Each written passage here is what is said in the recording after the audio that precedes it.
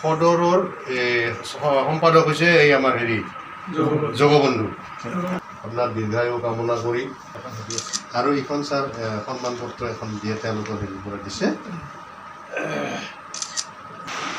বাঘনক pizza খালো কাণত থুলীয়া মহিন বেপতি বজায় হাঁহ কণী চাউলেৰে অসমৰ স্বৰ্গদেৱে দেউল সজায় পুঠিয়ে কান্ধত পিন্ধে সোণৰ থুলীয়া ভেকুলীয়ে ফুট লৈ সজাই খুৱাই দুটাত বান্ধেৰা জালি দল খালে ঢালি পিঠাগুৰি বাৰী সাগৰ সানি ৰথে বননি ৰংঘৰ কাৰেঙৰ দীপ্ত স্বৰ্গ পুৰি মোগল বুৰণি বিদেশী মোগল অসমত যেতিয়া দেখিলে স্বৰ্গৰ ৰূপ বিলন দিয়া দূৰৰ মোগল আহি হ'ল অসমীয়া। আজি ৩ বহাগ আৰু বহাগৰ এই তৃতীয়টো দিনত মই সমগ্ৰ অসমবাসীক ৰঙালী বিহুৰ শুভেচ্ছা তথা নৱবৰ্ষৰ অলপ জ্ঞাপন কৰিলোঁ।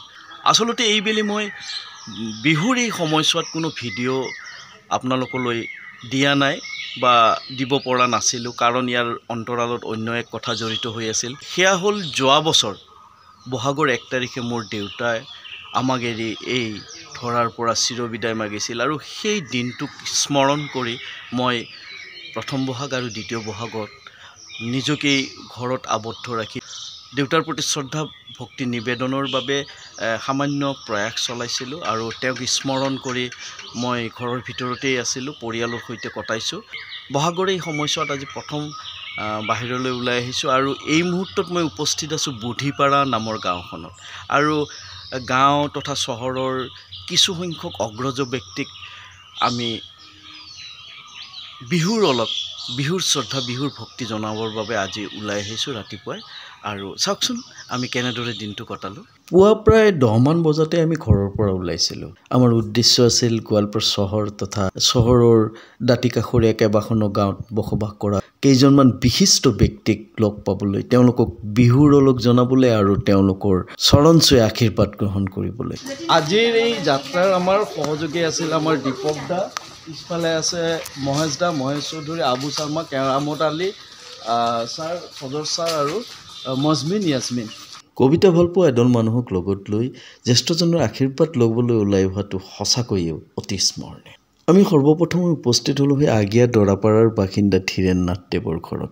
বুঢ়ীপাৰাৰ নিবাসী দয়াল নাথদেৱ এগৰাকী প্ৰবীণ নৃত্যশিল্পী। আজিৰ এই বিশেষ দিনটোত তেওঁৰ চৰণচুই আশীৰ্বাদ ল'ব পৰাটো সঁচাকৈয়ে সৌভাগ্যৰ বিষয়। গোৱালপাৰা চহৰৰ প্ৰবীণ অনাতাঁৰ শিল্পী মাধুৰী ভৰালী বাইদেউ, আজি তাঁতৰ বিহুৰ দিনাখন তেখেতৰো চৰণচুই আমি আশীৰ্বাদ ল'বলৈ সক্ষম হ'লোঁ। ফৰেষ্ট গেট নিবাসী হৰমুজ আলী দেৱৰ সাক্ষাতো আমাৰ বাবে সৌভাগ্যৰ বিষয়। কেইবাবাৰো অসম বিধানসভাৰ সন্মানীয় বিধায়কৰ আসন দখল কৰা তথা আমাৰ শিক্ষাগুৰু জয়নাল আবেদিন ছাৰকো আজি আমি এনেদৰেই সেৱা জনালোঁ। শিল্পী পেঞ্চনপ্ৰাপ্ত শ্ৰদ্ধাৰ নিৰ্মল কুমাৰ নাথ ডাঙৰীয়াৰ সাংস্কৃতিক অৱদান গোৱালপাৰাবাসীয়ে কেতিয়াও পাহৰিব নোৱাৰে। ৰাষ্ট্ৰীয় তথা আন্তঃৰাষ্ট্ৰীয় বহু সন্মানেৰে সন্মানিত গীতা দাস বাইদেউৰ আশীৰ্বাদ আজিৰ দিনটোত যদি আমি নলওঁ তেতিয়াহ'লে দিনটো আধৰুৱা হৈ থাকিব। বাহাৰুল ইছলাম দেৱ এগৰাকী আদৰ্শ সমাজকৰ্মী, এগৰাকী আদৰ্শ শিক্ষক।